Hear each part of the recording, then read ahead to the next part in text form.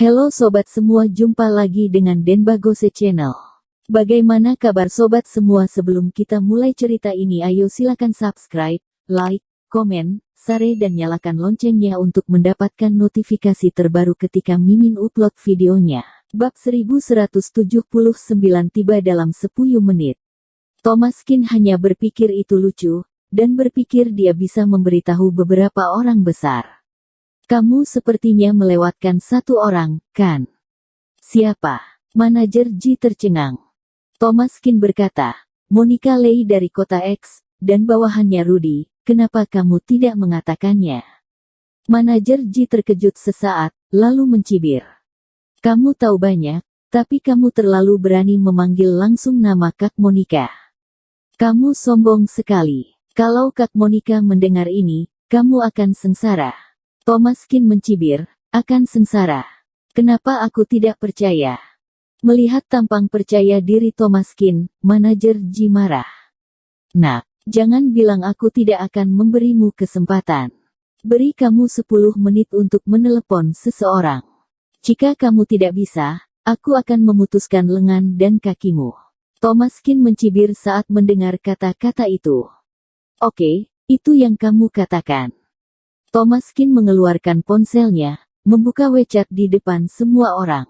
Melihat Thomaskin membuka WeChat, semua orang tiba-tiba tertawa. Apa? WeChat mengguncang. Orang. Hahaha, siapa yang bisa kamu hubungi di WeChat? Hehe, jangan-jangan kamu menggunakan WeChat untuk melaporkan polisi. Hubungi kerabat atau temanmu, atau teman preman. Aku pikir kamu masih lebih baik dengan patuh meminta maaf kepada manajer kita, lalu keluar. Mempermalukan diri di sini. Bukankah itu memengaruhi bisnis kita? Manajer Ji melambaikan tangannya dan berkata sambil bercanda. Tidak apa-apa, biarkan dia telepon, kebetulan bisa menggunakannya hari ini untuk menunjukkan wibawa, bunuh ayam untuk menakuti monyet, bunuh satu untuk mengancam 100 orang. Biarkan yang lain melihat, kita Gang Yanhua, tidak bisa sembarangan orang datang membuat keributan. Kata-kata manajer Ji membuat semua orang bersikap tegak, seolah bekerja di tempat seperti itu sudah menjadi kebanggaan mereka. Thomaskin mengangguk, dengan ekspresi jenaka di wajahnya. Membunuh ayam untuk menakuti monyet, membunuh satu untuk mencegah 100. Ini poin yang bagus, aku juga ingin menunjukkan wibawa. Setelah itu, Thomaskin langsung membuat grup, dan grup itu penuh dengan orang yang dikenalnya.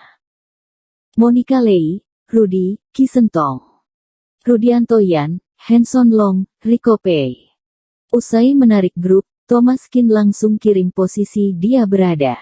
Tiba dalam 10 menit, Thomaskin mengetik 4 kata ini, tapi selain itu, dia tidak menulis apa-apa. Hampir dalam 5 detik, semua orang di grup menjawab, oke. Mereka tidak berani untuk tidak mengikuti perintah Tuan Qin, dan Tuan Qin secara resmi membentuk sebuah kelompok dan memanggil semua orang untuk datang. Jelas ada sesuatu yang besar telah terjadi. Jika ada yang tidak pergi, itu mungkin bernasib buruk. Setelah berbicara, Thomaskin langsung memasukkan telepon ke dalam sakunya. Melihat Thomaskin bergerak begitu cepat, manajer Ji terkejut. Sudahkah kamu menelepon seseorang? Sudah berakhir. Kamu terlalu cepat, kan? Kamu tidak lucu, ya? Saat kamu membuka WeChat barusan, bukankah kamu mengirim pesan marah bahaya ke lingkaran teman kamu? Hahaha, lucu sekali. Tidak berani menelepon polisi, minta tolong teman. Apakah semua bibi dan tante kamu akan datang ke tempat kami untuk membuat masalah? Jika ini masalahnya, maka kami benar-benar takut. Ketika Thomaskin mendengar kata-kata itu, dia tersenyum dingin, kamu bisa melihat orang yang kamu sebutkan tadi. Manajer Ji tertawa, hahaha. Dari mana asalmu? Apakah kamu datang untuk membuat kami tertawa? Dari yang disebutkan tadi, mana yang namanya tidak sebesar guntur dan petir, datang saja bisa sok, apalagi semua datang. Bukankah itu fantasi? Belum lagi apakah Thomaskin mengenal begitu banyak orang, meskipun Thomaskin memiliki jaringan sosial yang luas, dengan orang-orang ini saling mengenal, tidak mungkin untuk memanggil mereka semua melalui telepon yang sama. Dia pikir dia siapa? Manajer Ji dan yang lainnya mengejek Thomas Kin dengan tidak segan-segan, merasa bahwa Thomas Kin telah menjadi badut pelompat tiang, menunjukkan keburukannya di sini. Segera, di kota X, Monica Lei meletakkan apa yang ada di tangannya dan bergegas keluar. Rudy, jalan. Saat ini, Rudy juga berlari tanpa henti, karena Thomas juga menyebutkan dia di grup WeChat. Rudy langsung mengendarai mobil sport dan membawa Monica Lei ke kota Donghai.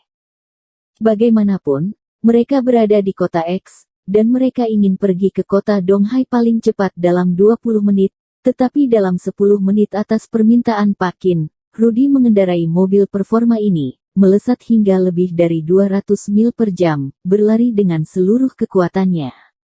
Rudianto yang juga sedang berurusan dengan berbagai hal. Melihat pesan Thomas Kin, dia langsung meletakkan segala sesuatu di tangannya. Hanson, cepat jalan. Hanson Long mengangguk dan dengan singkat menjelaskan apa yang sedang terjadi. Sisanya ditangani oleh bawahan, dan kemudian Hanson Long melaju. Rico Pei berbaring di atas seorang wanita. Dia adalah burung hantu malam.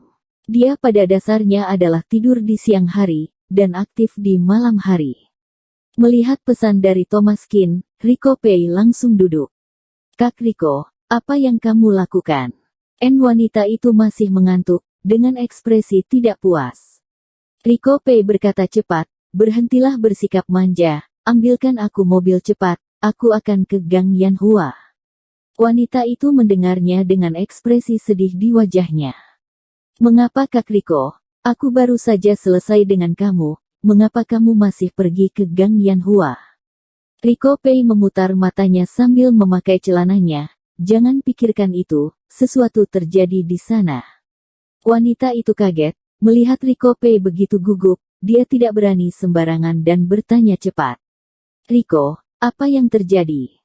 Peristiwa besar berkaitan dengan nyawa, jika aku tidak pergi, mungkin hidup aku akan hilang. Gang Yanhua ini sebenarnya adalah tempat milik Rico Pei. Rudianto yang umumnya tidak terlalu mempedulikan tempat semacam ini. Sekarang kedua orang tersebut bekerja sama, dan pembagian kerja relatif jelas, sehingga Rudianto yang tidak mempedulikan tempat ini, jadi mereka serahkan pada Rico Pei. Bos Rico biasa melakukan hal ini sebelumnya, dan dia berhasil. Hanya saja dulu tidak terlalu formal dan lebih sewenang-menang. Sekarang, dengan Tuan Qin di belakang, dia lebih terkendali dalam melakukan sesuatu.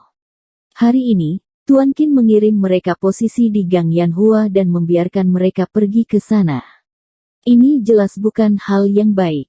Meskipun apa yang dikatakan Bos Rico barusan agak dilebih-lebihkan, dia benar-benar ketakutan. Khawatir Thomas Qin benar-benar tidak puas dengannya, Tuan Qin bisa memutuskan takdirnya dengan kata-kata. Rico Pei dengan cepat berpakaian dan melaju tanpa henti. Tak lama kemudian, sebuah mobil berhenti di depan Gang Yanhua, sebuah Mercedes-Benz Maybach. Identitas pemilik mobil ini tentunya tidak biasa, sehingga begitu mobil berhenti, seseorang datang menyambutnya. Manajer Ji melihat dan mengerutkan kening. Siapa yang bisa datang saat ini? Mengapa tidak memberitahu? Dia segera berkata kepada Satpam, awasi dia, jangan biarkan dia bicara omong kosong.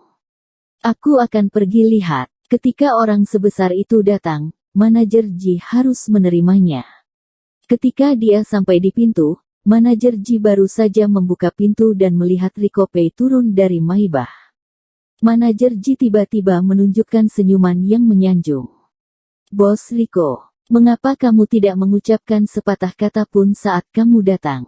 Wajah Rico Pei muram, bahkan tanpa memandangnya, dia hanya lewat dan berjalan.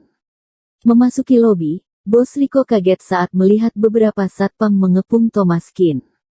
Apa yang kamu lakukan? Apa yang kalian lakukan? Mencari kematian. Bersambung. Terima kasih kepada kalian yang telah menonton video ini. Jangan lupa tekan tombol subscribe-nya dan nyalakan notifikasinya untuk mendapatkan video-video seru lainnya dari channel Denbagose.